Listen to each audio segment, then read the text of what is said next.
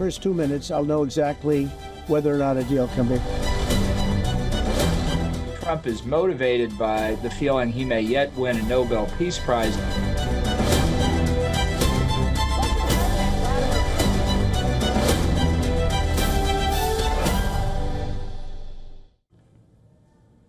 US President Donald Trump has issued a warning to Russian President Vladimir Putin, saying that there will be severe consequences if he does not agree to stop the war in Ukraine after Friday's summit in Alaska. Any consequences if Vladimir Putin does not agree to stop the war after your meeting on Friday? Yes, they will. Yeah. What will the consequences there will be be? consequences. Sanctions, tariffs? There will be, I don't have to say, there will be very severe consequences. Well, Trump's remarks came hours after his meeting with the European leaders. He rated the meeting 10 out of 10 and said that he is not the one who kept Zelensky away from the Alaska meeting. We had a very good call. He was on the call. President Zelensky was on the call. I would rate it a 10, very, very friendly. I know the leaders because I was at NATO, as you know. I took it from 2% to 5%, 2% that wasn't paid, 5% that is paid.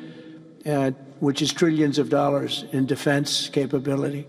No, it was always going to be, I was going to meet with President Putin, and then after that, I'm going to call the leaders and President Zelensky.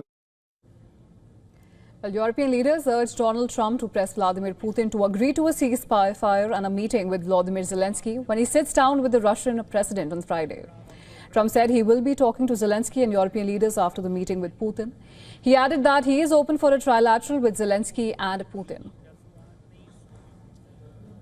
It was always going to be, I was going to meet with President Putin, and then after that, I'm going to call the leaders and President Zelensky. I'm going to call President Zelensky, and then I'll call, probably in that order, the leaders.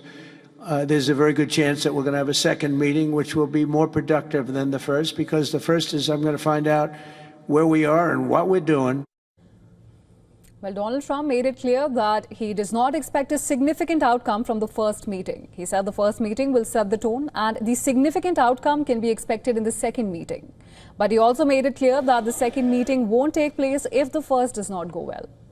The U.S. Treasury Department has temporarily lifted sanctions on financial transactions with Russia to facilitate the summit between President Donald Trump and Vladimir Putin in Alaska. Now, this authorization, valid until August 20th, allows for transactions which are necessary for the meeting to proceed without legal or regulatory barriers.